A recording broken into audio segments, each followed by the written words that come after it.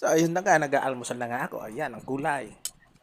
Yan ang aking almusal. Kaya lang, masarap kaya yan. Kaya kahit ganyan lang ang aking pagluluto. Higop lang ng higop ng sabaw. Pinaghalo-halo ko na lang yung gulay. May ampalayan, may kulitis, may patatas. Andyan na lahat yun. Talbos ng kamote.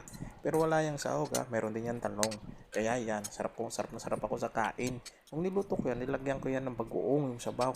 Pinakuluan ko ng pinakuluan, tsaka ako nilagay yung mga gulay na yan. Pinagsabay-sabay ko na, tsaka ako tinimplaan. Kaya yan, sarap akong kumain.